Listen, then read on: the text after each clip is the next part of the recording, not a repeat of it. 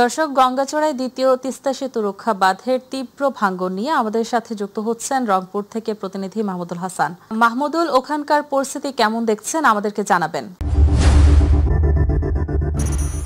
যে শাইলি যেমনটা বলছিলেন, যে আপনাকে জানিয়ে রাখি যে বেশ কিছুদিন ধরেই এই যে দ্বিতীয় যে তিস্তা সেতু রক্ষা যে বাঁধটি সেটি কিন্তু ভাঙ্গন শুরু হয়েছিল, সেটি ধীরে ধীরে ভাঙতে ভাঙতে কিন্তু সেটি এখন বলা যায় যে প্রায় 120 মিটার অংশ কিন্তু সেখানে নদীগর্ভে বিলীন হয়ে গেছে। এবং আপনাকে যদি একটু ক্যামেরার অ্যাঙ্গেলে দেখাতে চাই যে এই যে তিস্তা সেতু রক্ষা বাঁধ যেটি নির্মাণ করা হয়েছিল যে কারণে, সেটি কিন্তু আসলে ধীরে ধীরে যেভাবে নদীগর্ভে চলে যাচ্ছে, এখানে দেখতেই পাচ্ছেন যে এখানে যে ব্লকগুলো ছিল সেগুলোর নিচ থেকে যখন বালিগুলো সরে যাচ্ছে, এখানে প্রচুর স্রোত কিন্তু রয়েছে নদীতে।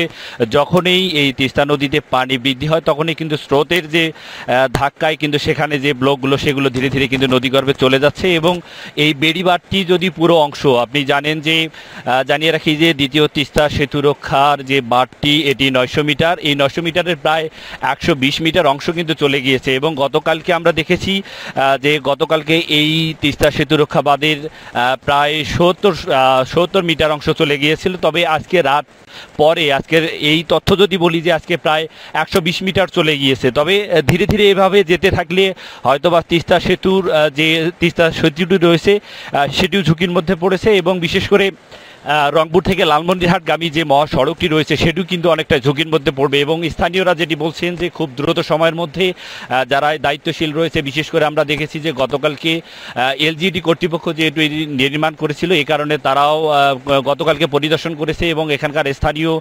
জনপ্রতিনিধি, স্থানীয় মানুষজন যারা রয়েছে, তিস্তাপাড়ের মানুষ, তারা যেটি বলছেন যে এই তিস্তা সেতু রক্ষা বাঁধটি যদি দ্রুতই সংস্কারের উদ্যোগ না নেওয়া হয় তাহলে কিন্তু এই যে তিস্তা সেতু সহ মহাসড়ক ঝুঁকির মধ্যে পড়বে। পাশাপাশি এখানকার যারা কৃষক রয়েছে তারাও যেটি বলছেন যে তাদের অনেক ফসলি জমি কিন্তু আসলে নষ্ট হবে এবং তারা চাচ্ছে যে খুব দ্রুত সময়ের মধ্যে যেন এটি ব্যবস্থা নেওয়া হয়। তবে এলজিডি কর্তৃপক্ষ যেটি বলছেন যে এটি ব্যবস্থা নেবে তারা, তবে এখানে স্রোত সেটি যদি আপনাকে একটু দেখানোর চেষ্টা করি যে পরিমাণ পানির স্রোত রয়েছে সে কারণে কিন্তু কোনোভাবে এই বাঁধটি সংস্কার সম্ভব নয়। তারা বলছেন যে পানি কমে গেলে হয়তো বা তারা এটি নির্মাণ করবেন এবং সংস্কার করবেন, তেমনটাই বলছেন। তবে যেভাবে এটি ভাঙা শুরু হয়েছে তাতে করে হয়তোবা যেভাবে পানি বৃদ্ধি পাচ্ছে তিস্তা নদীতে, আমি মনে করি যে আমরাও যেটি দেখছি যে বেশ কদিন ধরে আমরাও লক্ষ্য করছি যে যেভাবে ভাঙন শুরু হয়েছে হয়তোবা আর এভাবে সপ্তাহ কেন